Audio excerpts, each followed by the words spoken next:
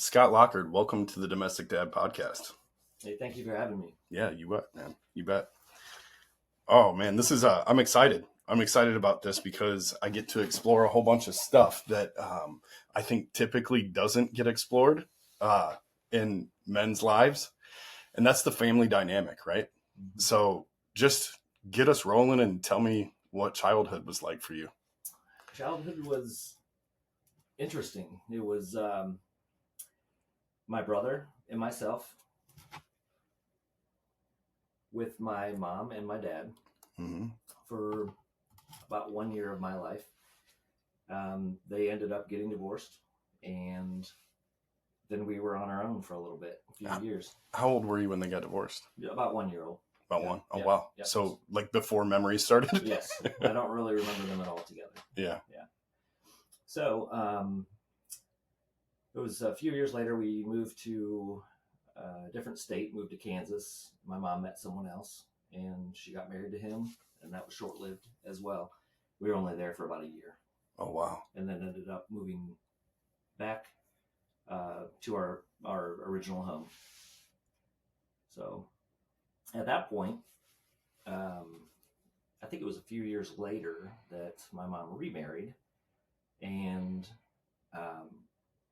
to my current stepdad. Yeah. And they had 4 other children, 4 girls. So I have 4 half sisters and a brother. And man, are we close? Yeah, the kids are close. So it's really fun. So childhood was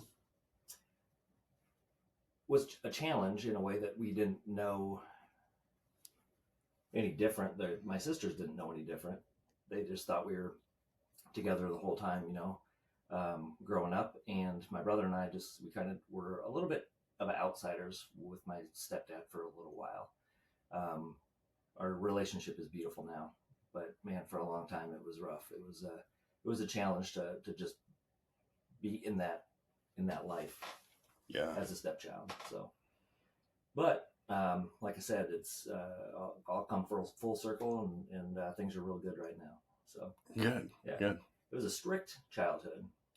We grew up very, I want to say sheltered. Maybe that's not the right term, but we didn't get to do a lot of stuff, which is fine because I feel like that did shape me into who I am today, as far as work ethic and time management, everything like that. So I do take some good things out of that. Yeah, I think you got to learn in the process, right? And Right. So many times we go back to, we get challenged in our adult life and we're like, oh, I know the move here. I know the play because, you had a parent that looked out for you and gave you structure. Mm-hmm. Definitely. Yeah, we, not now with my kids too, I kind of see that a little bit. Like I kind of see myself falling back into that. That's how, parenting it goes. For a lot of people, we do fall back on how our parents brought us up, even if we didn't like it, the good and the bad. It's all there, right? So we have ways that we can learn from that, and we have things that we can maybe shy away from. Yeah. And that's kind of how I've based my parenting. Yeah. Yeah. Speaking of parenting, unpack strict. When you said that your parents were a little bit strict, what were your parents like, and how did that? It was kind of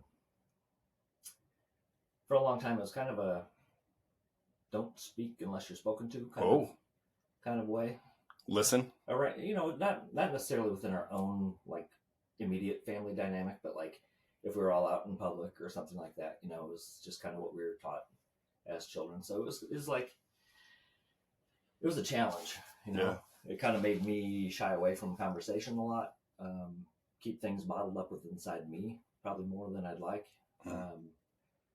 But, that's kind of how we were. We grew up in a Catholic family, and it was basically a very rule oriented family. Yeah. And if you broke those rules, then you were going to get it. Did you get whooped? A little bit. Yeah. A little bit, yeah. Was it with the hand, or was there like a stick or an object that you got whooped with? There was a paddle involved. Yep. Yeah, there was a paddle. Yeah. Sometimes with a hand, but most of the time it was a paddle. Yeah. Yeah. Some of it was deserved, most likely, and others it probably wasn't as much as it, Yeah. So. Yeah, man. I can relate to that. Yep. My parents had a paddle. Anytime in school growing up, it wasn't detentions when went to school. It was reflections. So if you caught a reflection where you had to get that, you had to go home and get your parent to sign it. Man, that was not good. No, Those were bad afternoons. So I grew up.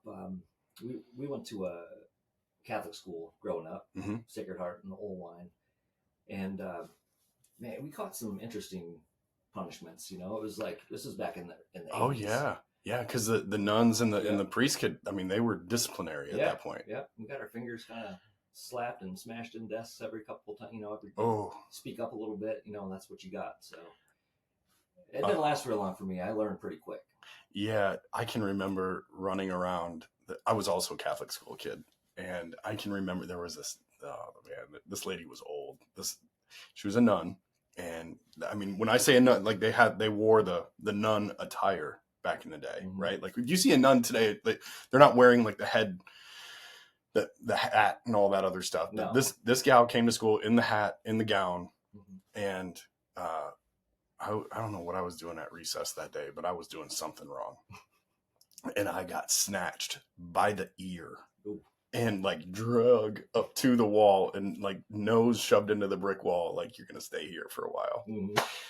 And I'll never forget that. That was a bit traumatic for me as a kid. I don't know if you had anything like that happen to you, but at school, no, I feel like I was pretty straight and narrow at school. I was a pretty good kid overall. My mom reminds me every once in a while that I was a very social child. Mm. And I did get a couple talkings to at that point, but like kindergarten, first grade-ish. But yeah, I learned pretty quick. I think I got one ruler, maybe a desk to the fingers, and that was about it. Oof, desk to the fingers. Yikes. Yeah. Like, so growing up, what was school like for you? Oh, I don't know. My stepdad was a teacher. Oh wow! So he was involved. Yeah. Yeah. So at the high school level, he was a teacher. So, elementary school. When I got to junior high, it was just kind of on my own. You know, I didn't feel like all eyes were on me all the time with, the Catholic school vibe. And yeah, middle school was kind of fun. I started to break out a little bit in some social groups. Got involved in athletics at that point, and then when I got to high school, my stepdad was a teacher, and again, at that time it was kind of a rough patch for us. So it was kind of intimidating for me to go to school, and to have him as my teacher was very nerve-wracking. Yeah. So did you feel like he was like kind of watching over you or standing over your shoulder a bit? I did feel that. I'm not sure if that was actually the case, but that's what I felt internally, right? Yep. Yeah. Yeah. Interesting. We always had pretty good interactions at school. It wasn't, I don't feel like there was any standout moments that I recall, being put on the pedestal or anything like that. So, yeah. Pretty normal childhood. Yep. All right. Yeah. So tell me about your first marriage. Yeah. So my first marriage was, everything starts out well, right? The relationship was good. Not sure we were in it for the right reasons. Mm-hmm. Looking back, hindsight, it's always, you question that, but, we were doing a lot of partying, a lot of hanging out with friends, and that's just what we did. And we just kind of fell into that, and that was our life. And we were just like, man, this is fun. We're having a good time. Nobody can stop us type of mentality. We're just living life, and it was good. It did kind of draw me away from my faith growing up Catholic. And my ex-wife was an atheist. So oh, wow. It really kind of started to pull me back a little bit down the road. This is after our marriage, probably 2 or 3 years. Our marriage did last 6 years. Okay. So we struggled a little bit in that regard. There were times where I felt like, man, am I in this for the right reasons at that point? Do I really love this person? Do I, is she making me a better person, and am I making her a better person? Yeah. Right. Yeah. That's a real question that you have to ask yourself, Mm-hmm. Probably good if you would have asked yourself that before you got married. Yeah, exactly. But people evolve, you know what I mean? And I think that's what everyone's quick to say, oh, you started questioning that after you got married. How could you? And it's like, people grow and people evolve and become who they're going to be at some point, and you have to, that's a real thing. Yeah. At what point did you have your first kids? I was 27, I believe. Yeah. Yeah. Were you married at the time? Yes. Okay. Yep. Yeah. Yep. We were married. Had our oldest daughter, 2007. So yeah. So she was born.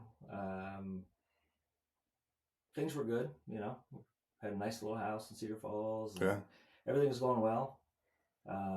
Didn't know if we were going to have another child or not, but it ended up happening. So, yeah, we had our second child in 2009, so 2 years later. And that it wasn't her, it wasn't our children, but you could just kind of see things were starting to slow down a little bit as far as kind of where we were going, where we were at. Rhythms were a little different. I was working a ton. I was going to school, 40 hours of work at the same time, and things were just really changing. Trying to raise a family, and that was very difficult. Yeah. So at some point that marriage ended. Yes. Yeah. Yeah. Don't need to unpack that much, but just how long did you, unless you want to, I don't know that you want to, how long were you single after that? I was single for 2 years, I believe. Yeah. So I was kind of just trying to get back on my feet, and it just kind of really come to like what was important to me, right? And I was bouncing around. I went after I moved out of the house after the divorce. My sister invited me to kind of stay with them for a little bit.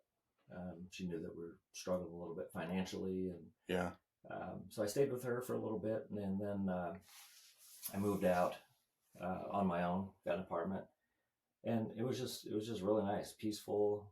Just the kids and I together for days at a time,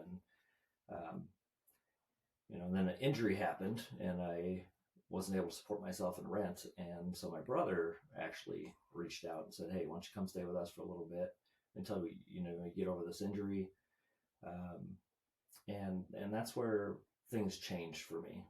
Was my wake up call. It was a moment where he invited me to church one day, and he said, "Hey, why don't we just try this out? Try it out. Come sit with me." Yeah. And I did, and that day was just like a game changer. It was like an immediate, all lights on you type of moment. Like I'm talking to you specifically from that pastor that day, and that was ever since then. It's been great. Life has been great. Isn't that awesome? How that term, like that phrase, "Come sit with me," can be like just such a great invitation. Like, okay, yeah, I'll come hang out with you for an hour, and it's like what that can do for somebody is pretty incredible. Yeah. It was just that day and that moment, it just was like, yeah, let's do it. Yeah. And I'm so happy I did. Yeah. I felt the nudge and I did it. Yeah. All right, man. So you've been single for a little bit. Talk to me about how you came to meet your now wife. Okay, so my oldest daughter, at that time, she was about 7 years old. I want to say maybe six to 7. And my ex-wife used to play the violin when she was young. She's like, "I think I want to get my oldest daughter into violin." And I'm like, "Okay, that sounds good." And I was like, "Do you have you been looking into this? Do you know anybody?" She's like, "I think I do. I think I found somebody." This is your ex-wife that found? Yeah, this is my ex-wife. Okay. Yep. And things were going well with her violin lessons, and they happened to be on a day that my children were with my ex-wife. So they're her lesson days. She always took them to lessons, right? Until there was one day, and she couldn't do it, and I was like, "All right, I'll take her to lessons." And I did, and I went into the room, and I was just sitting there during lessons, and I was thinking to myself, like, "Gosh, this girl's cute." And that kind of, my current wife, and this is her, she's very kind and caring and open, and so she just kind of was extremely nice, and we ended up becoming friends on social media, right? Which is kind of fun. Yeah. And we started playing this game called Words with Friends together. Yeah, I remember that. Yeah. Oh man. Yeah, and we were just chatting on Words with Friends a little bit, and finally I asked her out on a date, and she accepted. She did not think that we were going to work out at all. Yeah. She would tell you the same. She was, she's music, and that's been her whole life. And I was an athlete and into sports, and she is totally not that type of person. And she was like, I don't think this guy has anything to offer for me, but let's just go on a date, I guess. Yeah, that's crazy. Oh man. So, did she have kids? She did. She had a son from her previous marriage. Yeah. Yep. Yeah. And they were apart not very long before we met, so it was pretty quick turnaround for her. And I kind of reached out to her originally because I did know that. I found that out, that it was a pretty recent thing for her. So I kind of reached out and said, hey, I've been through this. Would you want to talk about it? I know it's a little different because I'm a dude, and maybe you don't want to hear from a guy right now, and that's totally fine. But so that if you feel like you want to, that's totally cool. I'm available to listen. And she kind of took me up on it. Yeah. She had a lot of people reaching out at that time. She said, did she? About things. Oh, did she? Yeah. Oh, but I got the. You were the lucky one. Yeah. You were the lucky one. Exactly. Yeah. Well, congratulations on that win. Thank you. Oh man, it sounds like it worked out well for you. So this is an interesting topic, and this is, I mean, man, I could go in on this with my own stuff, but blending a family has to be somewhat challenging, right? And I just want to unpack some of the challenges that you guys maybe talked about as you progressed into your relationship, with what it would look like raising your children together. Yeah, man, it's still a battle. It's from the beginning. You just have so many dynamics, like so many different people involved in this parenting thing at that point. So you just try to trust your instincts as far as, what's best for your children is best for hers, and what's best for her son is best for mine. Yeah. And we try to lean in on that. It's not always the best way to do it. I don't think we're experts by any means, but man, it's a challenge every day. My ex-wife and her beliefs and her thoughts on raising children is slightly different than what mine are. But in the end, we still have one goal, right? And that's raise our children to be the best kids that they can be. Yeah. And we do understand that. So even though we do have challenges and differences in life, we understand that. And that's the same with my my wife's ex-husband and her his wife and their family too. They have a family as well, in addition to the son that my wife shares with him. So it's just been, there's a lot going on all the time. I gotta do a finger count here real quick. Yeah. So you have two previously. Yep. She has one from before, right? Yep. And your two are girls, boys. The two older, two older that I had from previous marriage are both daughters. Both daughters, and she has a son. She has a son. Okay. What are the ages? So my oldest daughter now is 16. Yeah. And then a 14-year-old daughter. Okay. And then her son is 12. Okay. Yeah. Yeah. Yeah. So as you brought those two families together, I'm sure that there was some, so her son's going to want to be doing this sport and that sport, right? And your daughters are going to be wanting to do this with their friends, or this sport or that sport. Or how in the world did you guys decide? Like, where did you do to determine how you were going to manage that calendar?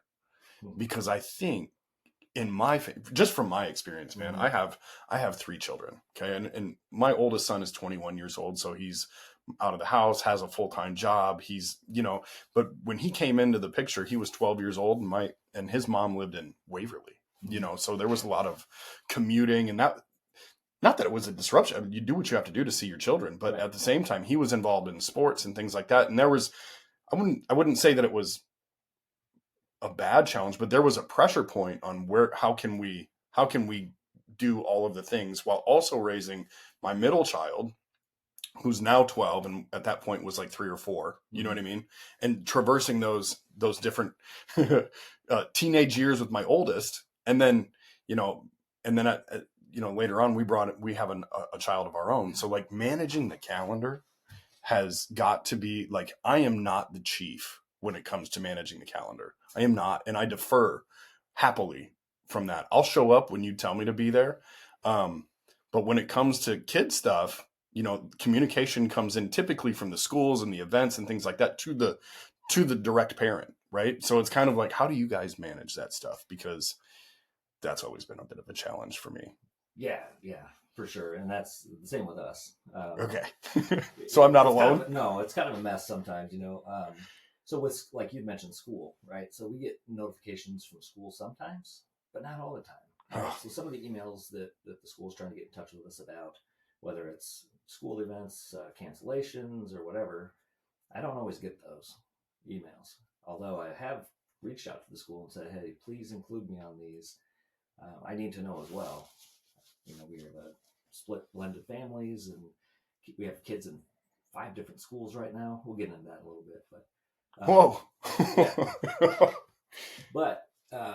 But yeah, calendars, man. It's my wife is in charge of, my current wife is in the charge of our calendar. Yeah. We use a great app, and it's all color coded, and we just put everything in that app. And if we don't, man, we're probably going to hear about it. Yeah, it got to a point. So my wife and I, we don't have an app, but we did a family email for, like, I don't know, taxes and all that stuff that you do. Like, so we both get the same email at the same time. We have access to it. It's a Google account, and we've labeled it as our unified family calendar. So like that shows up, like, for all the parents listening right now, that's a great way to now. I would love to know what app you're using, because maybe I need to evolve, right? Because some things don't make it onto the calendar. And if I have this going on and that goes onto a different calendar originally and I don't move it over, my wife's like, what do you mean you have something going on Saturday at 10:30? And it's Thursday, and she's like, I didn't account for this. You're supposed to watch the kids. You know what I mean? It's like, oh no. Yeah, now there has to be sacrifices, right? Yeah. Yeah. So yeah, we use an app called Cozy, which is, you can have you can buy an upgraded version, but we just basically use the free app, and it suits our needs, man. It's color coded. Everybody has their own color. We've added my mother-in-law on it, so she can know when things are going on, or when she's potentially needing to babysit, or so it really helps us keep things semi-organized. I mean, there's still chaos, but it's semi-organized, and that's a good feel. Yeah, you can. I always tell my son, you got to prepare, man. You got to prepare. Mm-hmm. And if you don't have an idea of what's going on in the calendar, and I can't tell you how many arguments, I wouldn't say arguments, but we'll call them challenges that have happened in my marriage, where it's like, what do you mean you don't know what's going on? What do you have going on? Like, look at the calendar. Like that's a pressure point, because I mean, you're running the family. You know what I mean? You got to be dialed in that respect. So yeah, for sure. Well, my wife has, with her business, she has things on the calendar a year in advance. Yeah. I mean, there's things out there, and if we don't plan our schedule around some of that stuff, it just gets chaotic. So yeah, it's been very, very helpful for us just to kind of keep us on the right track together. Yeah. Yeah. Interesting. No, that's good stuff, man. Cozy. I'm going to have to check that out. Yep. C-O-Z-I. C-O-Z-I. Okay. All right, cool. Talk to me. Okay. So now your family has evolved. It sure has. Yeah. Yep. Talk to me about that. A couple years after Karen and I got married, we decided that we didn't want to be done. We wanted to have a his, hers, and ours family. So we kicked it around a little bit. I'm a little bit older than she is, so I was just like, man, I'm going to start all over again. All right, let's do it. I was pretty excited about that. So we tried, right? We tried, and we struggled. We struggled to have our first child. We had a couple miscarriages before we finally found out that our first was going to come along. So um, it's it really kind of made us think about things a little bit. Like, is this where we're going in life? Are we not going to be able to do this? Yeah. Or, and I think we were really, really stressing out about it. And and then we kind of had a conversation, and we're like, you know what? Let's just give it over to God and try not to be in control of this and count and time and do everything like that, right? So we did. We just kind of stopped really trying, and then it finally came to be. So yeah, we had our first child together with my current wife and I. She is now 6. Oh, wow. Yeah, and just a smart little, fun, excitable, I don't know, funny little girl. And 2 years later, we didn't know. We thought we were done, right? We thought we were done, and God blessed us with another little girl. Yeah, and she just turned 4 like 3 days ago. So, yeah. So if I have the finger count going correctly, that's 6? No, 5? That's 5. 5. Yeah. Yeah. Wow. Oh, man. How long did you guys try for? I'm curious. I mean, that's something that, just being vulnerable here, that's something that my wife and I have been, planning for and looking at for quite some time, Yeah, we tried for about 1.5 years, I think, before, and we had 2 miscarriages before she came along. We call her a little rainbow baby. Yeah. And it was tough. Those times were really tough because we just really were set on having a child together. And I think we're really, like I said, we were really stressed about it. And it wasn't in our time, right? And I think that's important to realize that we're not in control of that, right? It's not in our time. So we just finally realized, like, man, let's just give this over, and and then it happened. So yeah, God has somebody told me this one time. Somebody I look at as a huge mentor in my life. He said, Nick, I asked him, I said, hey, I heard you were planning on retiring. He said, men plan and God laughs. And I was like, oh, that's a keeper. Yes, he does. That's good. I like that. So we have no idea. And I think just having faith and being prayerful in what your hopes and dreams are, goes a long ways. Yeah, for sure. So that opens up like a whole nother like package of questions that I have for you, because obviously like step parenting is a challenge, right? I don't know anything about step parenting, and I could ask you a ton of things. It's not firsthand. I just see how my wife handles it and how my ex-wife handled it. Right. So I see step parenting. I always root for good step parents. I mean, when you have a good relationship with your stepchildren, that's, I think that's incredible. I mean, having a relationship with your kids in general is huge, but when you're the step parent, I know that creates a lot more challenges. But I do have questions, not only like starting with how your relationship is with your own kid, and how it, if at all it differs from what your relationship is like with your stepchildren. And then to add a layer to that, the children that you two have together. Yeah. Very good questions. So, obviously I think when things start out, there's a little bit of bias there on both sides. Right? Yeah. And I don't know if that bias ever truly goes away, but you just, it's just tough. It's difficult. You have your own rules for your children, and, my stepchild, he has different rules at his dad's house than what we have at ours, and it's just very challenging. So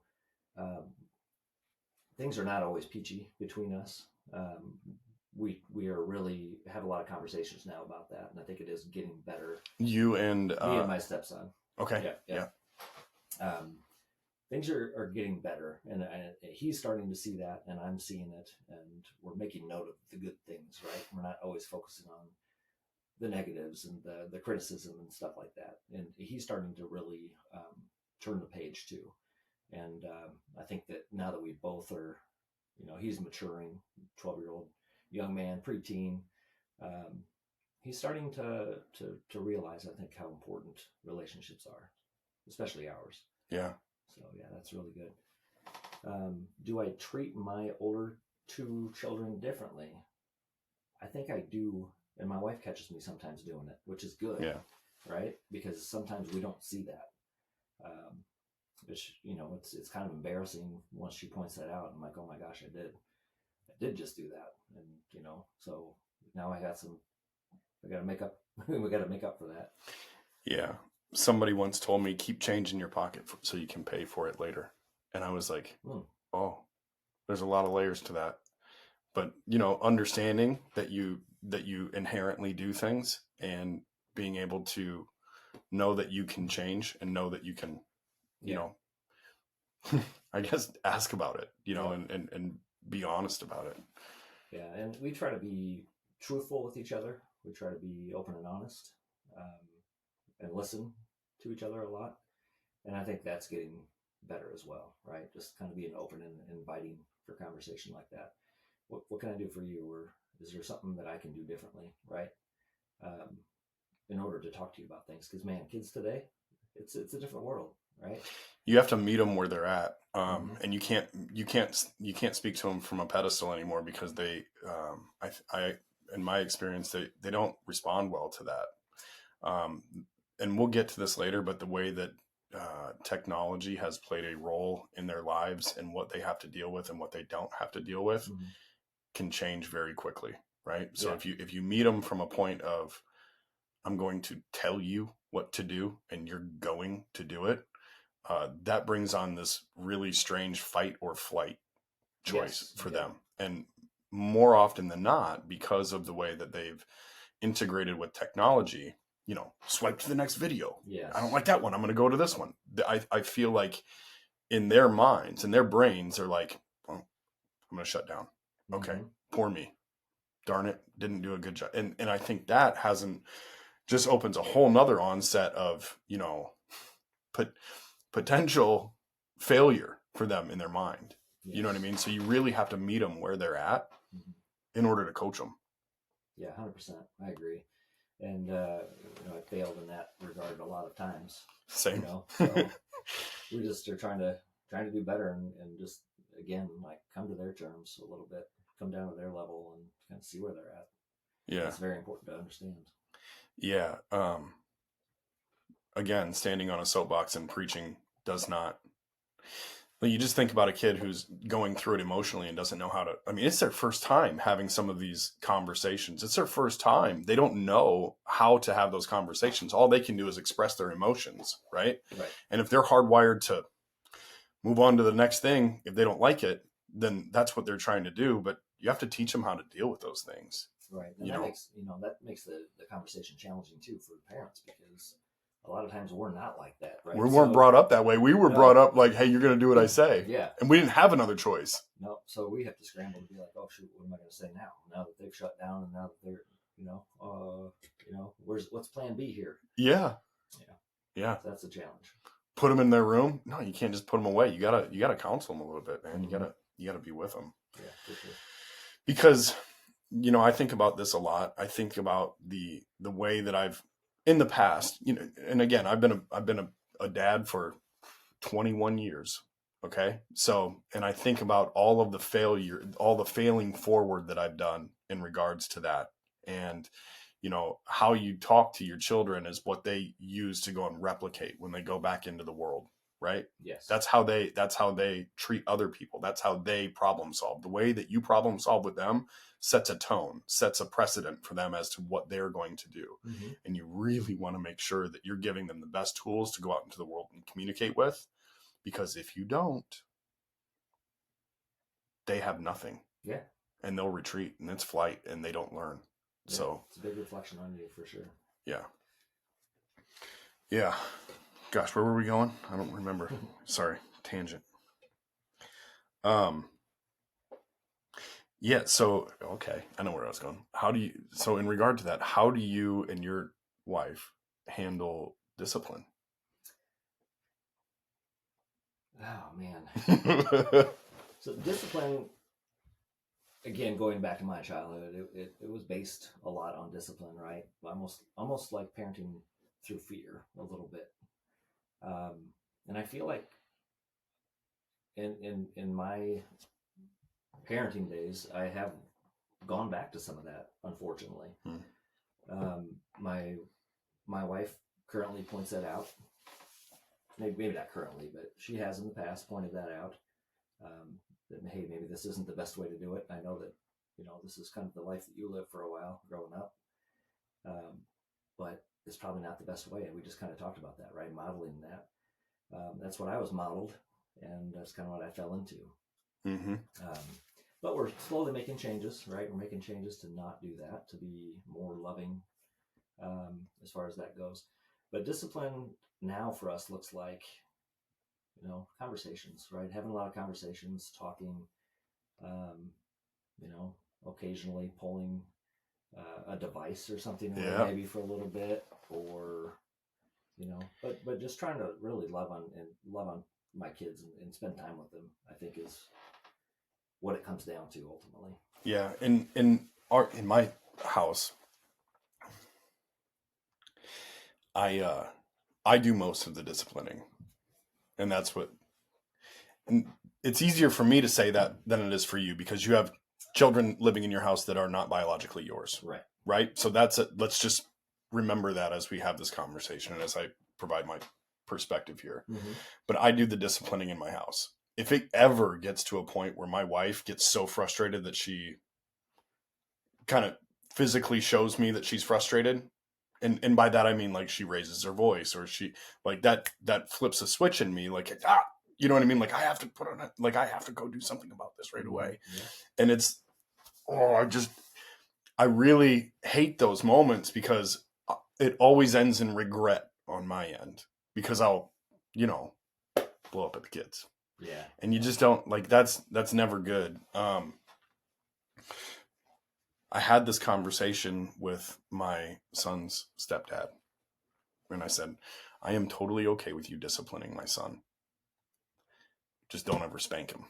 Mm-hmm. If it gets to a point ever where you want, feel that, get me involved. Yeah. You know what I mean? And let's have a call about it. Let's have a conversation about it and what we can do. I know that there's going to be frustrations. Kids are frustrating. If he's anything like me, he's going to frustrate you and then frustrate you some more. And then, you know what I mean? And then, yeah, I'm just saying, just whatever happened, like you can discipline and you have my permission to do that. And I think he respected that. You know what I mean? I think that my son's stepdad really did appreciate that. Mm-hmm. But I mean, I also asked him, I said, at all costs, please let his mom do that. You know what I mean? Because I think that's it should start there. But a man needs to run his house too. You know what I mean? Yeah. And he has to be support. You got to get on the same team with your alternates. Yep. You know what I mean? You really do. Yeah, I think that's huge. We've kind of established that pretty early on in my wife and I's relationship together, with her ex and my ex-wife. Like as far as the discipline goes, we always talk about it before we do something. We're not always on the same page as far as that goes, but I'll get after my stepson a little bit. But yeah, laying hands on him, no, that's not my position, right? And I've given my wife the okay to discipline my children, my older daughters, and sometimes she will, and sometimes she doesn't feel comfortable doing that a lot. Yeah, I think our wives are the same there because when listen, these kids, they don't pay attention when their step parents are talking to them. Sometimes it's like I had a conversation with a guy the other day, and he was like, it's like they're brand confused. Like, who do I talk about? Or who do I listen to? Right? Like, mm-hmm. If I say something, it's almost like my kid locks eyes with me, and he's like, okay, Dad, yes. But if my wife is like, hey, do this, hey, do this, he's like, doop, doop, doop, doop, doop, doop. Like he's Yeah. just out and it's like, no, man. Like, so I tell my wife, I'm like, you're more than welcome to go over there and like sit him down and tell him that he needs to be a good listener for you. Mm-hmm. And I think that goes a long ways because you have to empower your wife Yes. Yeah. to do that. And because if you don't, just feel completely disarmed in that situation. Yeah. And I've also talked to my older two daughters about it. Like, hey, I give her full permission to talk to you girls about anything, right? Discipline wise. And please respect that, right? So Yeah. talking to the kids about, hey, I gave her permission to do that as well, I think is important too, just because, as well as it is for talking to your wife about giving permission to have those conversations with your children. It's just it's a two-way street conversation. Yeah. And I think it's both important for them to realize that I'm okay with that from both angles. Yeah. Yeah, that's important, man. So you guys are a pretty united front in that way. Yeah, we are. I think it's pretty good overall. I mean, there's always challenges of discipline. It doesn't really the best kids, right? The best kids are going to do stuff at some point. It's just kind of how we react, and we're working on that. Our initial reactions. Yeah. We're trying to remain calm, right? Approach it with calmness, and forgiveness and grace is difficult, but man, the outcomes are usually a lot better. Mm-hmm. Yeah. Do you ever find yourself backing off or backing down because of that? I might walk away. Yeah. As far as like, something that's very, I don't know.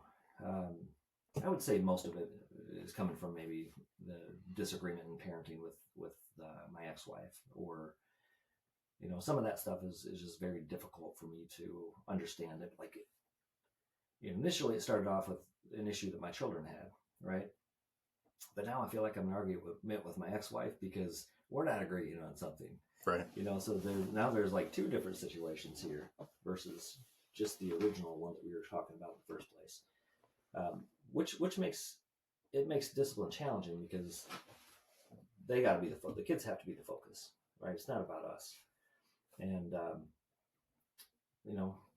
for a long time, too many times do I engage in an argument, too many times, and which it shouldn't have even happened in the first place because it should have been on the kids. The focus should have been on them, trying to right their actions and just have them understand that they're loved, and ultimately we're going to be okay with it. We just need them to understand that they shouldn't do it again. Yeah. Yeah.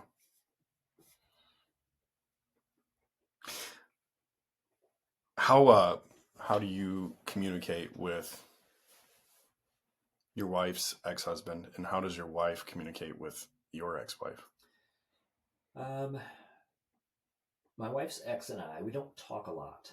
I think my wife actually has a better relationship now with him and his current wife Hmm. than they've ever had. Like it's kind of neat. Like, Yeah. But as far as myself and my stepson's father, there are times where I'll just reach out and be like, hey, we communicate on the important things of life. Like, hey, is there any way you can come pick him up at this point, or those types of things, like the Seldom though. Yeah, but it's seldom. But we do reach out. Like, hey, I had this conversation with Josh today about this. And he'll reach out to me and be like, hey, thanks, man. Thanks for looking after him. We always reach out on Father's Day and be like, hey, man, you're doing great. Keep it up. And Love that. That's pretty cool, right? Love that. It's really Same. neat to hear that. Yeah, it's really neat to hear that from him, and hopefully he feels the same when he gets it from me too. So, but yeah, our families are pretty cordial with each other. Yeah. So, does your stepson play sports? he's not involved in a lot. I think so. He's going to be in 7th grade next year. So Yeah. he's actually going to go out for cross country, which I think is a good thing. Yeah. him. Hey, cross country. There is no other sport where everybody cheers for everybody. Right. Yes. No, it's great like that. Yeah, for sure.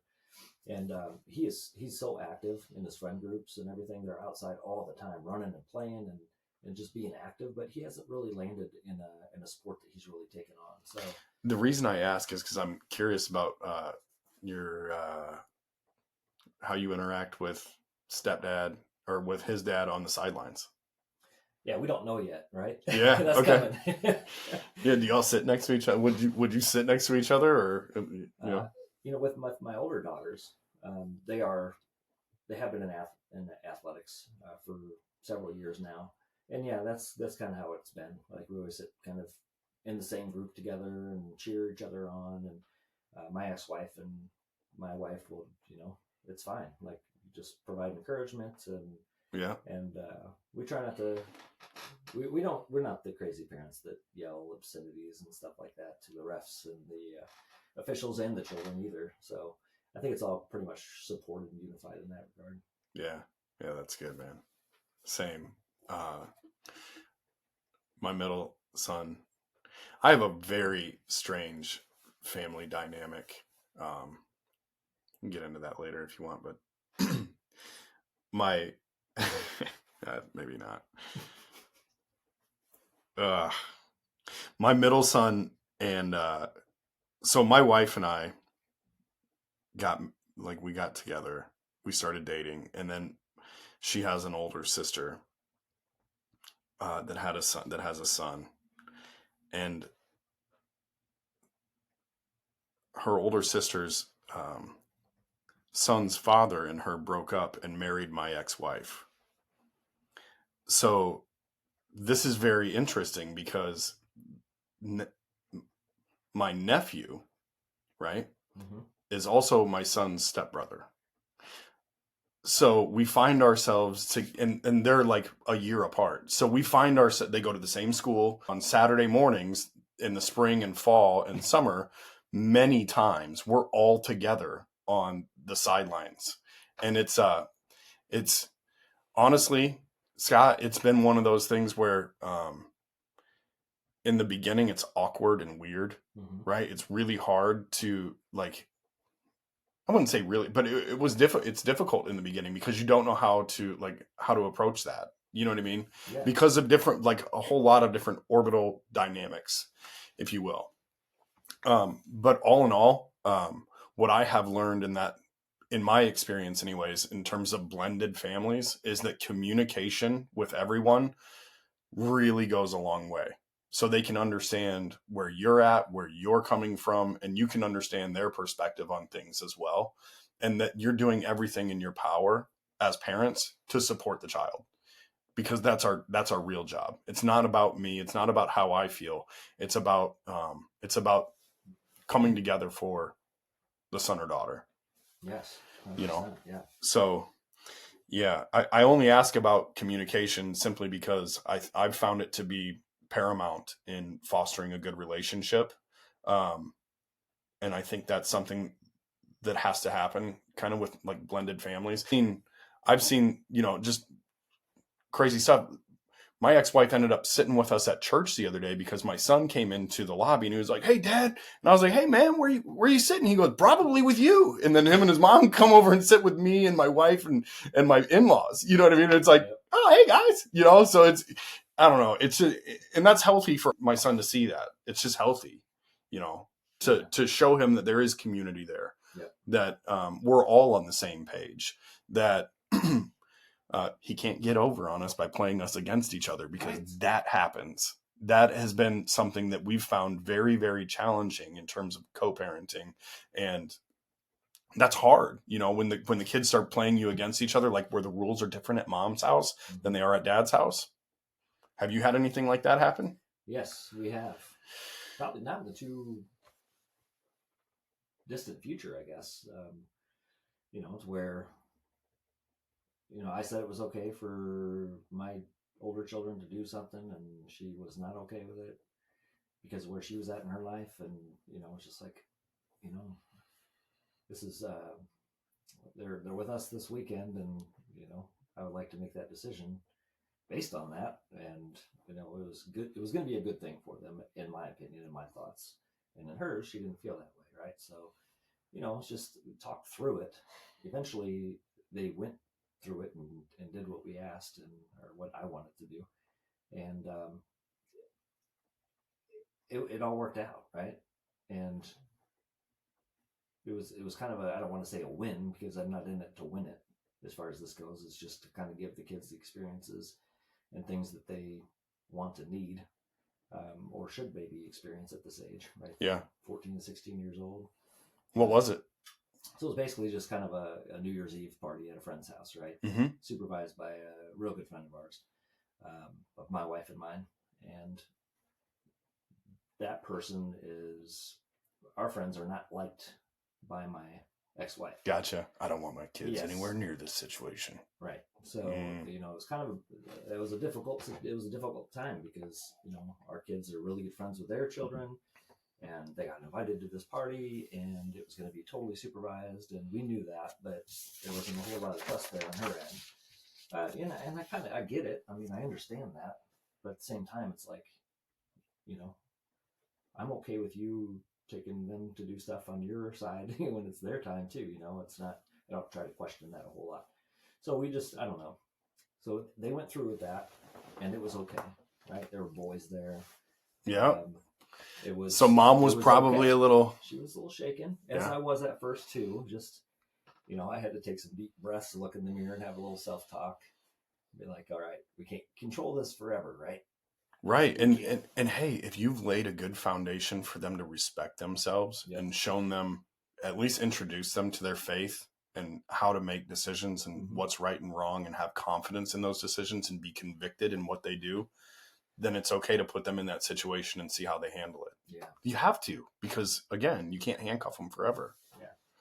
And that kind of goes back to, my childhood, right? I wasn't really allowed to do a whole lot of that type of stuff. So this was new for me too. Yeah. Like, it was very new. Like I was like, I don't really know how this is supposed to go because I never experienced this myself. So I had a hard time even allowing that to happen, like internal battles and like, do I do this? Do I do, you know, relying on my wife to kind of give me like, yeah, I think this is probably going to be a good thing for them. And I'm like, I do too, but you know, how do I get her to kind of come around and be okay with it? Yeah. Without just saying, yeah, they're going to do it regardless. Because I don't feel like that's good communication. Yeah. And I think you go back to how you, and I don't mean you have to treat people like children, but I think giving perspective, getting on someone's level in this situation and helping them understand where you're coming from can be massively beneficial. Yeah. And even then they may still retract and say, absolutely not. And then, but at the end of the day, you're also their parent and you get to make those decisions too. As a father, you do get to make those decisions as well. Yes. It's one of the benefits of being a dad, right? Is that you do get some decision-making authority. Yeah. And that's where a lot of our, like I mentioned before, my engaging in argument, right? It comes from that, right? It comes from, I do have a right. I do have decisions that I can make. Whereas for the majority of our divorced life, raising our children, co-parenting together has been pretty much her making the decisions because that's what she wants. And I just finally kind of put my foot down and I'm like, no, like, look, I have every right as their father to make decisions as well. Like, yes, we should talk about them, but you know, I really would like you to see it from my vantage point too. And I would like them to do certain things as well. Yeah.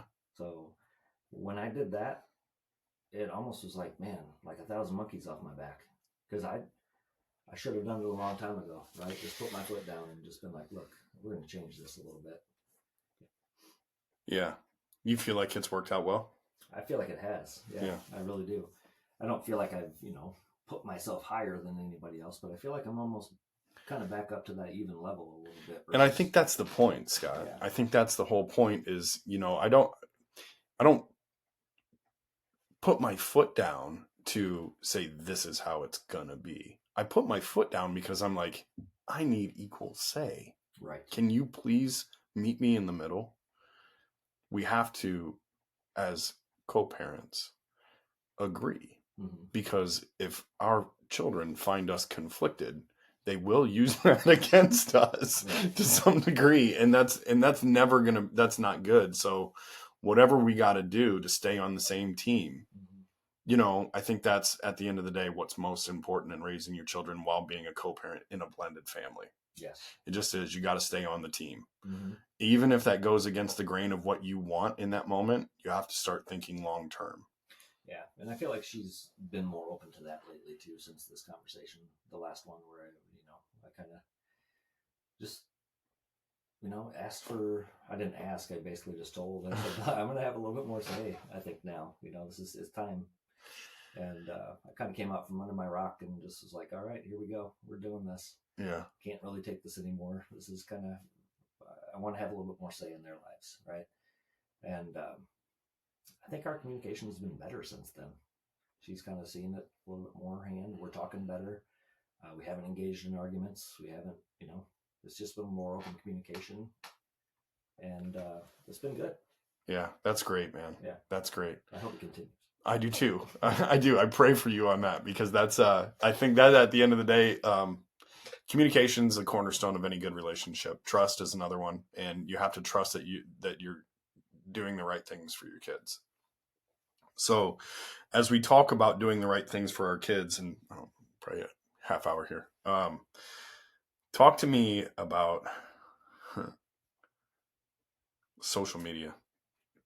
Let's start with technology. Okay. What role does technology play?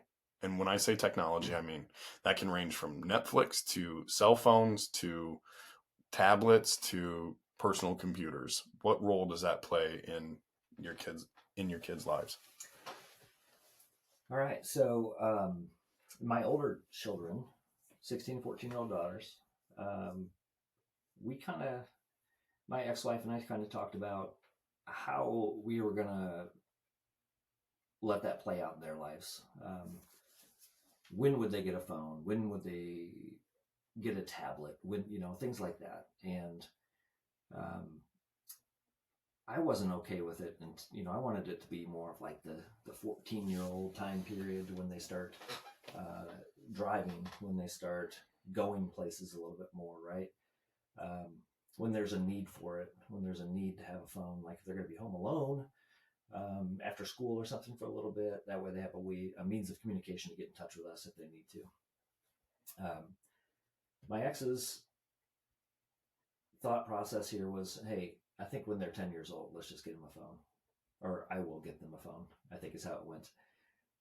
So my oldest daughter got a phone at 10. Oh boy. It was a smartphone right off the bat, with all the capabilities, Wi-Fi, everything. And at first it was pretty well controlled, right? It was, you have this amount of time per day to do a certain amount of things, but let's keep our focus on just using the phone for communication purposes. And then it kind of just kept going on on, right? Kept growing. Addiction sets in. The time kept growing. The amount of time on the phone, even though we didn't want that, we didn't have a whole lot of say if it wasn't at our house. So I believe that my oldest daughter, ended up getting Snapchat app maybe a year or two after she got her phone, and started noticing some trends. Her attitude was a little bit different. When she got that, she was a little bit more snippy, reserved. a little bit, yeah. She almost kind of just would go places and just do stuff, right? So she was like doing all these TikTok dances and stuff, but she didn't have a TikTok account. She was just like basically on Snapchat, right? Sending all kinds of snaps per day. Like, I don't even know the number, but it was outrageous. Hey, did she do the one where like she would just take a picture of a dark room, or take because that's something that I noticed with Snapchat and with my oldest son is like when they snap, they just like it might be the wall, but they're just snapping to like respond. Yeah. You know what I mean? Like I'll just see like flashes in the dark sometimes. Yeah, like, what are you doing? I would say that most of the ones that we were noticing were like her covering her face. Like she would just put her arm in front of her face or her hand in front of her face. What are these? And just take a picture like that. Even in friend groups, and she would like take a selfie and just, have her hand in front of her face. And it's funny because like, why do you do that? Yeah. You got your cast on. Yeah. So, it's just like, why are we doing this, right? And then you start hearing about Snapchat and the things that people can do, and that these pictures really truly never go away, and it kind of gets in your mind a little bit, like, what are they doing with these? Like, what is the purpose of this? And then there are ways for children evidently to hide snaps and to have secret chats and do all this type of stuff. And I was like, I just talked with my ex and my wife, and I was like, I don't think this is a good idea. Like, this is not making her a better person. It's making her a little bit more edgy. How old was she at this point? 12, 13. So she'd had it for a couple, 2-3 years. Okay, probably about 2. Yeah. At that point. And it was just like, you don't know who she's talking to, who she's sending stuff to. And it kind of made me, I don't know, I was kind of questioning my parenting a little bit. Like, am I doing the right thing here, allowing this to happen? Or am I being too strict? Like, am I being the parent that's like, no, you can't have this, and this is how it's going to be, and blah, blah, blah. And everybody has it. This is how we communicate, is what she said, my daughter. This is how everybody communicates these days, right? So I'm like, oh, do I want to take that away from her? And ultimately it came down to where there were some things, some things were going around where kids were talking behind other kids' backs, and I was like, look, this is enough. Like, we can't be doing this, right? We need to have authentic relationships, not hiding behind a screen and having these chats and conversations. So I said, we're going to get rid of Snapchat. And my daughter said, okay. And that was it. She's like, I didn't really like it anyways, Really? And I'm like, man, if I would have just said that right away, I guess, would it have been different? Whoa. That's easy. Yeah. Yeah. So I didn't really have a battle to fight there, but it was good, I guess. And then my 14-year-old, she got a phone. I think she was around 10 as well, right? She has not had Snapchat at all. And she's okay with it. She's like, I don't like that. And I'm like, good, perfect. So she calls, texts, things like that on her phone. FaceTimes every once in a while, with her friends and family or whatever. But yeah, hers have always been pretty decent. Yeah. Yeah, that's good. That's good. So that's kind of our introduction to social media, right? There is no, other than Be Real, I feel like that's the only other one that they do have. But that one's a little bit of a kinder app, right? We are friends with our daughters on Be Real, which basically is an app that you just kind of send little snaps to their friends, and everything is traceable and trackable. There's no secret, in my opinion, or in my knowledge, I guess there's no secret way to chat and do things that way. So we do allow Be Real at this point for them, and they've never violated any sort of trust or anything like that with that app. So at this point, we're still okay with that. Yeah, good. I'd consider yourself lucky in that regard. Very lucky as far as that goes. Yes. Texting, on the other hand, has been a challenge. I don't know, fairly recent. 3-4 months ago, we started noticing some text messages that were coming through between my daughter's boyfriend and herself, and it had happened in a couple relationships prior to that as well, to where there was just some not so good content in there, and my daughter knows that we are going to check her phone occasionally, just randomly. We don't do it at the specific time, just obviously for good reason, but we started checking the content, and there were some very interesting conversations and development happening in their relationship together, and it was not great. So was it more like adult? Yeah, it was adult material, rushing things quite a bit. Sure. And how old is your daughter at this point? She's 16. Yeah. Yep. Yeah. And there were prior things too in the past that we had issues with as well, but this one probably kind of brought things more to a head than the other two, right? Than this previous conversation. But it was very difficult to see the things that were happening between these teenagers, about the things that they were talking about, knowing that the backgrounds on both sides are very good. They're good kids, but it just goes to show that there are things that are talked about behind parents' backs that you don't know about. Oh man. Yeah. Yeah. That's, And it hurt because you know that you didn't raise your child to be talking like this or to be having these conversations, but it did, and it is happening, and it's not just our children, it's not just our 16-year-old, it's everybody. yeah. Most likely that their kids are having these conversations, so it's important to cue in on it and just make sure that you're aware. How did it make you feel when you found this? Oh man, I wanted to erupt. Yeah. I was so furious. I was very irate, and it was just like, where did I go wrong? It started making me question my own parenting. I was just like, you know, have I not modeled this well, or Right. is it my ex-wife situation where she's had just boyfriends moving in the house, and it's just kind of made things skewed a little bit as far as how my daughter should handle a relationship, and it made me question a lot of things, right? And probably engaged in conversation with my ex at that time that was probably inappropriate. Yeah. Not think should have said probably said some things I shouldn't have said to her at that point about, hey, this could have all been prevented if we just waited on technology, Yeah. just waited on the phones. But More importantly, how did you address it with your daughter? so we sat down when I found it. I cooled off a little bit, and I just said, hey, I asked her, I said, what are your intentions with this boy?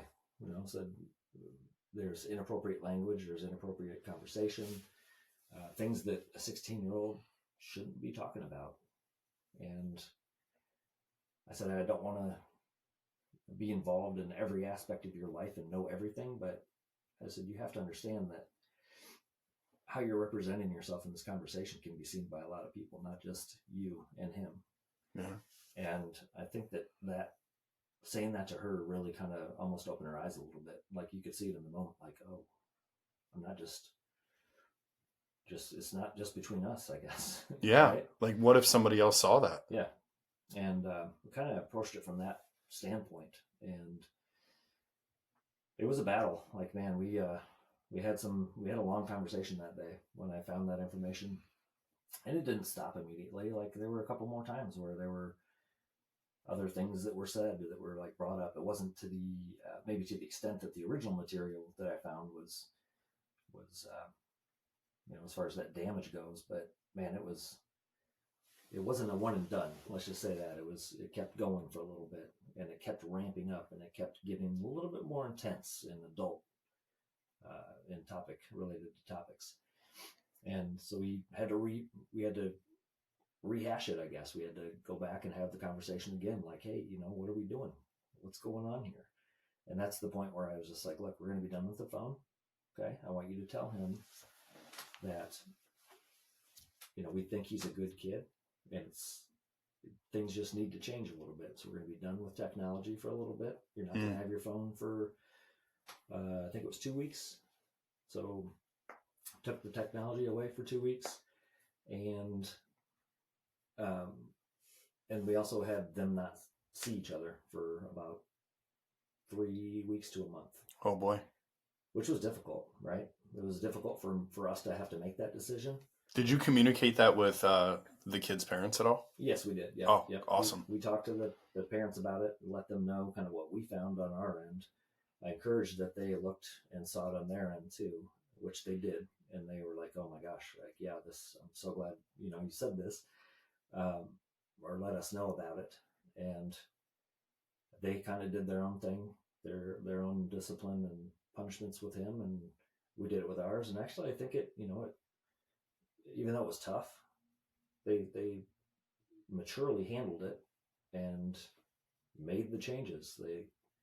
We've looked at their phone since, and their conversations have matured, and I think it's brought them closer together than they were before.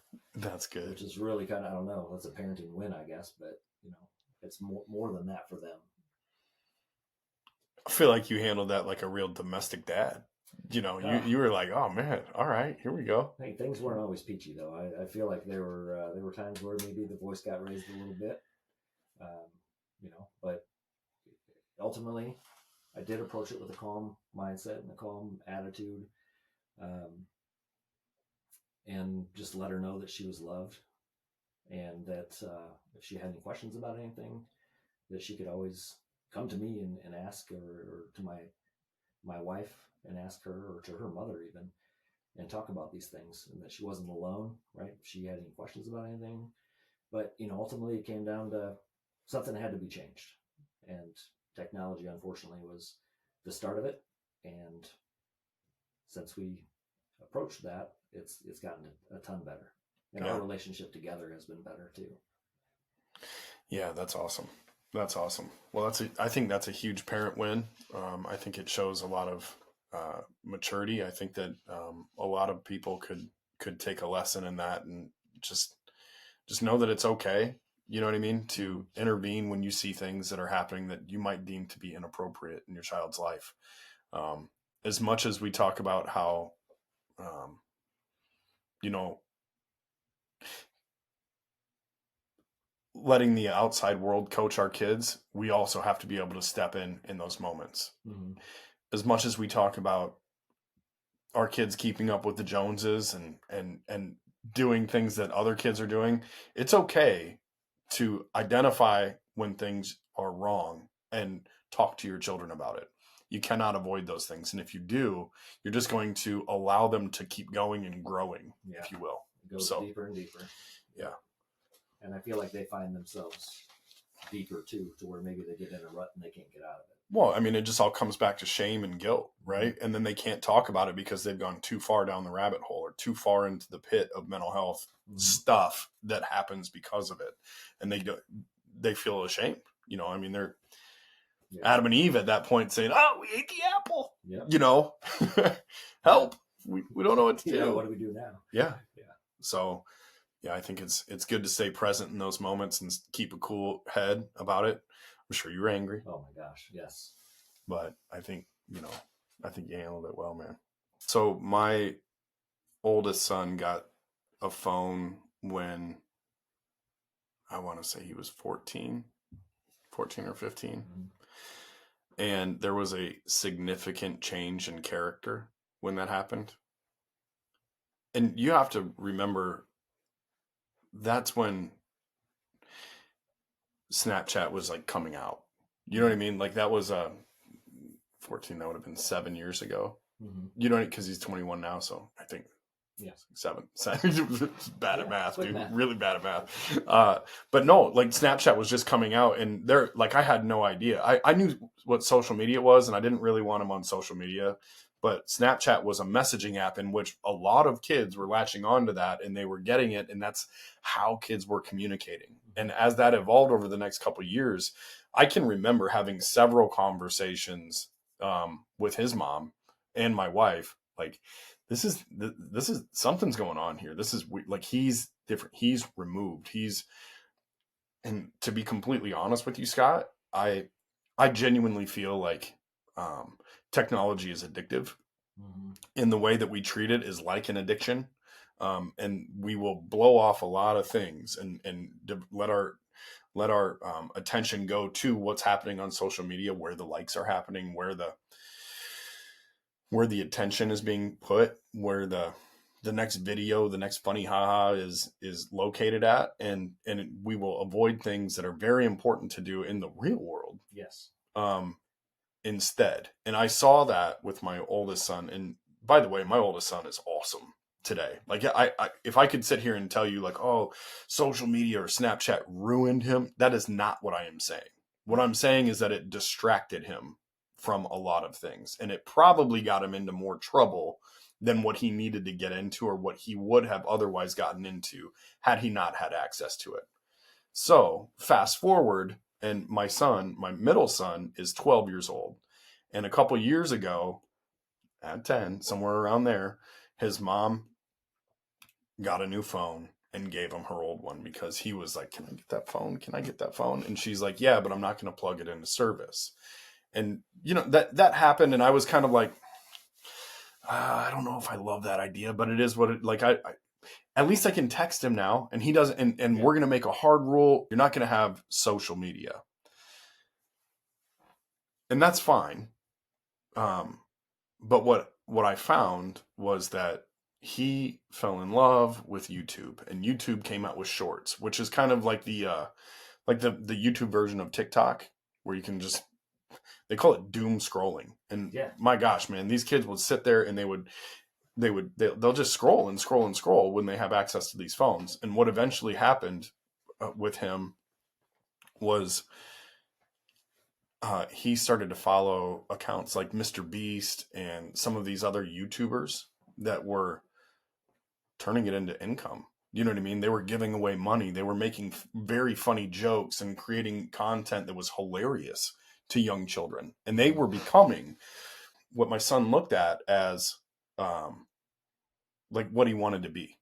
Right. Mm-hmm. So here's what I saw happening is his mannerisms changed in the way that he spoke.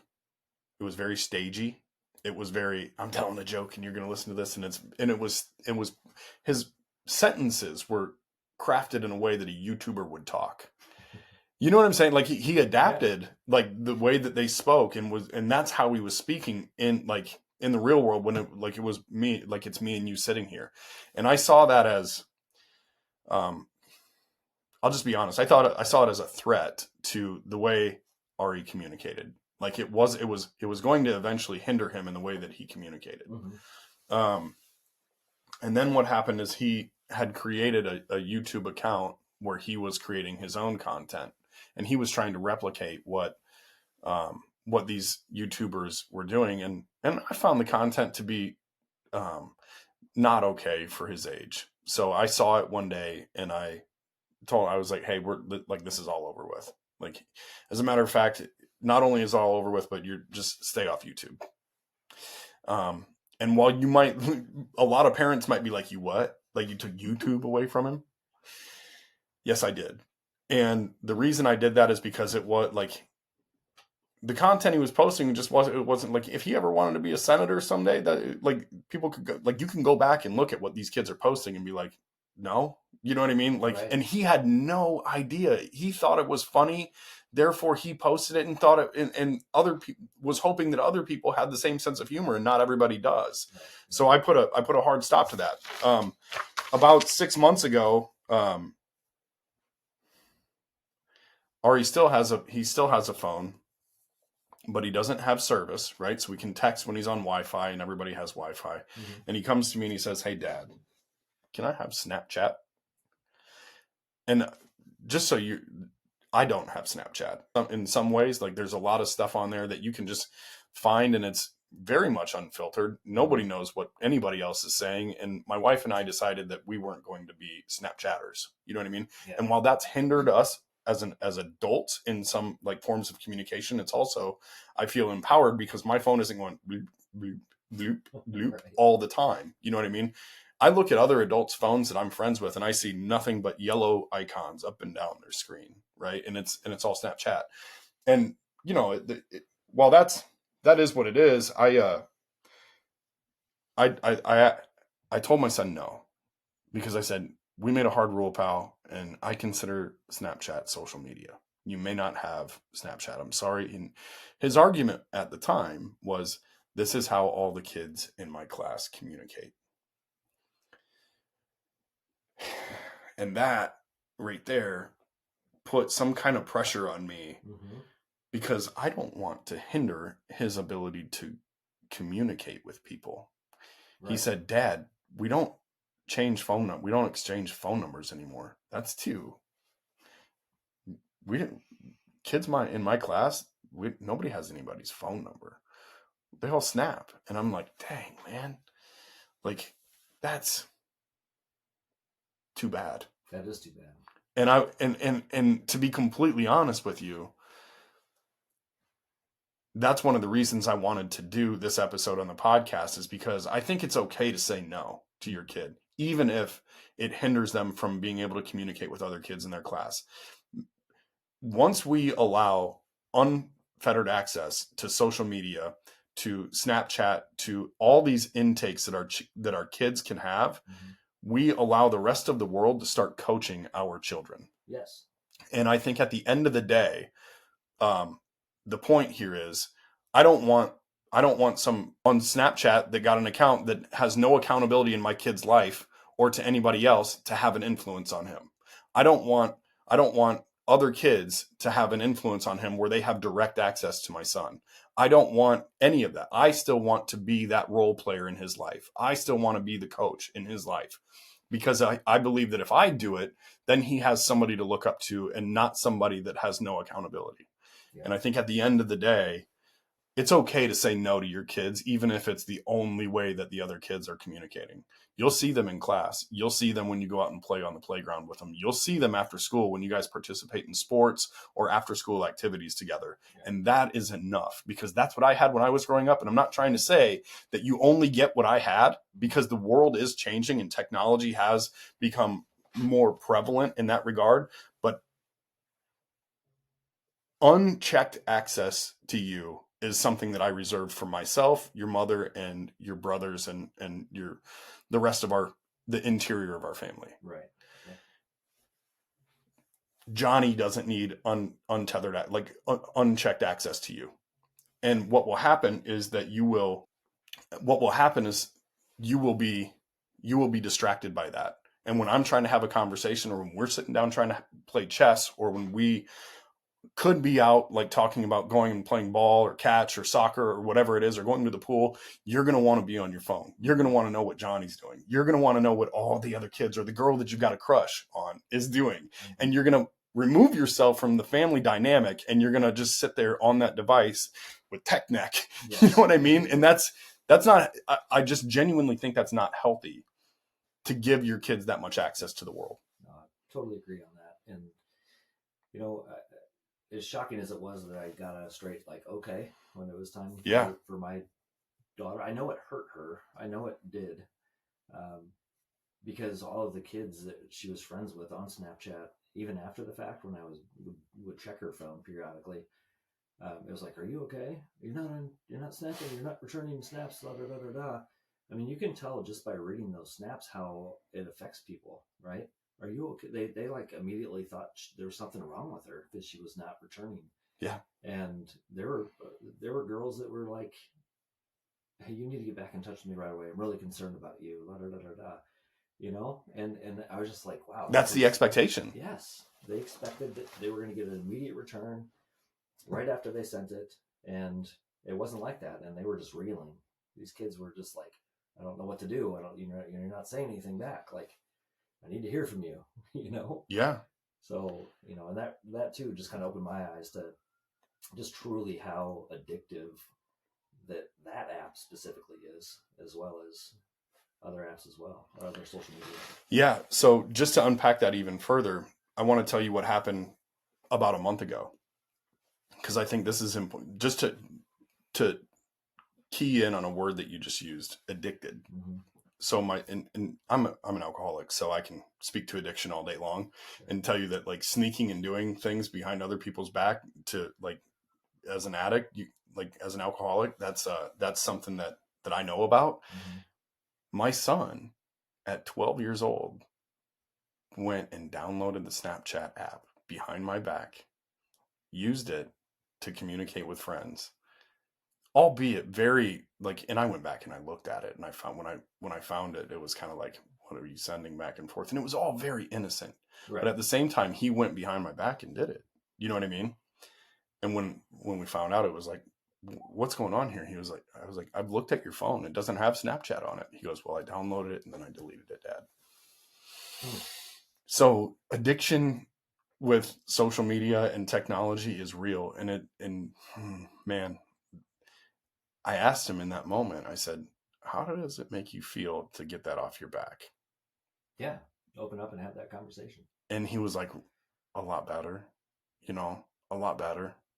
And I was like, what was it like for several months knowing that you were doing something wrong or something that I wasn't okay with behind my back? He goes, it was really hard.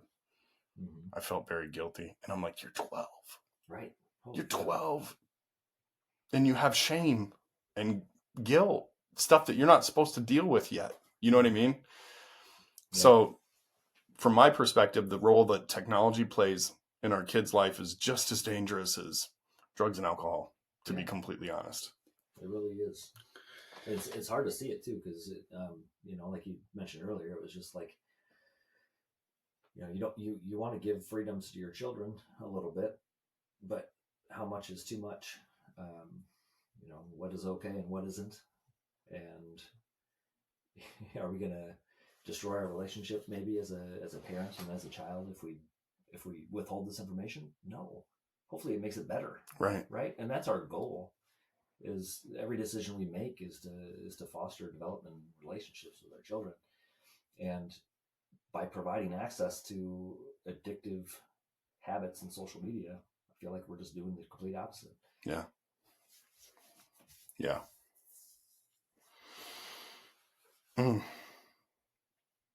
Have you noticed any challenges to lead by example in that arena? Yes. Yeah. I feel like, as a parent, somewhat hypocritical, because I do have Facebook account, things like that. Now, yeah, I do the doom scrolling on there occasionally. We try to wait until obviously later when the kids are not. But then it kind of makes you think, like, why am I doing that now, right? Why do I wait until they go to bed to do this? And is it really that important for me to do it? Yet I continue to do it. Yeah. So there we are, right? Yeah, there we are. So it kind of makes you just really reflect on what's truly important here. I feel like the intention is there for me to have social media so I can support my wife's business, so I can share her content. Same. But that's not always what I find myself doing, right? It's much more than that, to where I'm just like, just scrolling and just doing silly, looking at reels and like, oh, that's funny, blah, blah, blah, blah, instead of engaging with my wife and just being like, man, this is our time together, right? That's where the focus should be. Yeah. But oftentimes it's not, and it's just silly. Yeah. Call it glowing face when you're sitting there at night and like there's like your face is glowing from scrolling. And honestly, man, like I feel challenged in that way too, because if your child is used to having, and I experienced this when I told my son that he could not be on YouTube. It was like, now he's like lingering around me, like, what do I do? What do I do? What do I do? And it's like, I need to engage now. You know what I mean? Like, here's your opportunity. Put your own device down. You know what I mean? Because as soon as I think Simon Sinek did a talk on this at some point, is like, as soon as like there's a moment of boredom in your life, we're all very conditioned to grab our phone and pick it up and start scrolling. So as soon as you stop, like, and slow down at some point and you pick your phone up and somebody else sees you, now it's their opportunity to do the same. And if you take that opportunity away from your child, and you do it yourself, you got to remember to be present with them in the moment. Yes. And it'll allow you to be a better parent and a better dad and really get into the coaching aspect of what they need. I heard that word you just mentioned, bored, right? Yeah. Just a little bit ago. And that word came out in our house the other day. We had family over for a birthday party. This is just a few days ago. And I was like, hey, let's put our phones away. Grandparents are over, we're just, and that word came out. This is so boring. I'm like, this is the time right here to engage, to ask questions, to, find out from your grandparents, like what they used to do when they were little, or, just talk to people, right? Get a history lesson. Yes, exactly. Talk about those things. But yeah, that word, and I was just like, ooh, I don't want to hear that anytime, really, because there's so many things you can do, right? Yeah. But it was just because I said, let's put the phones away. Yeah. I'm bored. Yeah. Oh, you are? Great. Right. This is an opportunity for me. Yeah. I think that we should take that word as as opportunistic, opposed to mad about it. You know what I mean? Mm-hmm. Okay. Now is my okay. If you're bored, now is my opportunity to engage. Yeah. Let's do something. Right? Yeah. Let's do something. Whether that's a game of chess, whether that's, Yeah. My grandpa used to say this all the time to me as a child, because we didn't have phones. He didn't have a phone. It was hooked up to a cord in the kitchen or wherever it was. And he would always say, like, hey, I can see that, we're kind of just fidgeting right now. Let's go do something, even if it's wrong. to this day, I still say that. Let's go do something, Even if it's wrong. Even if it's wrong, let's just go do something. Let's be active in some way. I love that. Right? And a lot of times it was fishing, but now that's kind of what we're doing, right? Obviously, I'm a little bit tied up with this hand, but we're gonna be able to do some stuff here pretty soon. Yeah. Outside when it gets nice, and I'm really looking forward to engaging the summer with my stepson, with my children. Yeah. What's your favorite thing to do when you have those opportunities? What do you guys like to do? We go on a lot of walks, hiking. We head out to Hartman Reserve quite a bit. I love Hartman. Yep. Fishing. I do a lot of kayak fishing, or I'd like to. I guess I didn't do too much last year, but I want to get the kids into that a little bit too. Go with them, get them into a little kayak and catch some fish together, even if it's on the shore. But just doing something that's active. Bike riding. We like to do bike rides as a family. We always get the summer pool pass, right? So usually there's a lot of swimming involved in the summers, and we're a family of game players. Like, we really love to sit down and just engage in playing different games with each other, learning, working together. Some of them are like, you're on a team, right? You got to like be on a team in order to accomplish the mission here, which I love those games as a family, because it seems like the conversation's always together. Everybody learns accountability to a certain point, But those are the things we love to do, right? And our family is very music oriented as well. So my wife is a professional violinist, and my oldest daughter plays violin. Obviously, that's how we met. My stepson plays violin and piano. My 14-year-old daughter, she's into vocals, so she's in chorus and those types of things. And my 6-year-old is piano. She's into piano.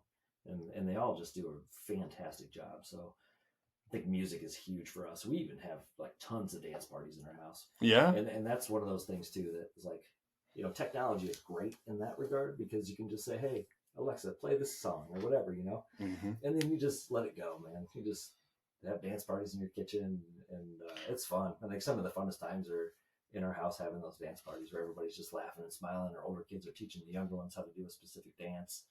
And it's pretty cool. So, yeah, I love that. What's your favorite part about being a dad in general? seeing our kids smile, and grow and learn, and just take risks a little bit, right? Do things that they haven't done before. And then once they see that they can do something, then that just is like game on, right? Like, I got this, and then it grows and it grows into bigger things. So that's the biggest thing for me, is just kind of seeing them get through a challenge, work through a challenge, and succeed. Yeah, I love that. Yeah, I love that. Of course, there's the snuggles and the reading and all that stuff too. But oh, snuggles are my favorite, man. Yeah, never turn those down these days. No, never.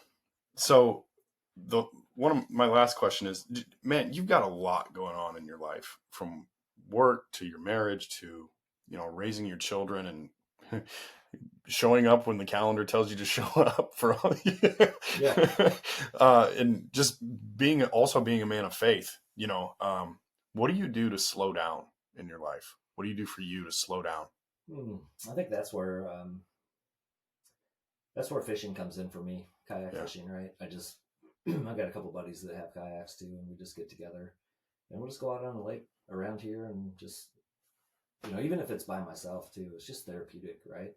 For me, it's just being one with nature, just kind of have that time to pray in that moment, not out loud, but just kind of pray to yourself, and hanging out with good friends that are open and accepting of everything. That's awesome too. Like, we have a really good friend group that my guy friends are really starting to open up to each other a little bit more than, have tough conversations, and to just be there for each other too. For me, that's huge. Like, community. Yeah. And you have to be in community, right? That's what we're called to be, in community. Yeah. You need people in your life. And if you don't, idle hands are the devil's playground, So I think that slowing down is good, but keeping people in your life to help you process things and just have community. I think that's really, really important in a man's life. So exactly. We love it. Surrounding yourself with good people, with good men that will listen and share their thoughts and you know, not keep it at surface level is huge. It's so big, and you have to be willing to do that and open up. Yeah. Because it will take you places you've never been. Yeah. Well, and it'll give you perspectives that you never thought about. Mm-hmm. And I think that at the end, and understanding how one man deals with something gives you the ability to take that in and say, okay, so I'm going to bank this. I can use this as a tool should it ever show up in my life. Yeah. You know, you've given me plenty of content there already in these conversations. So thank you. You're welcome. Yeah. Well, I don't have anything else, man. Thanks for doing this with me. Yeah, man, it's been so fun. I appreciate you inviting me in to do this. It's been great. Yeah. Awesome. All right. Sounds good.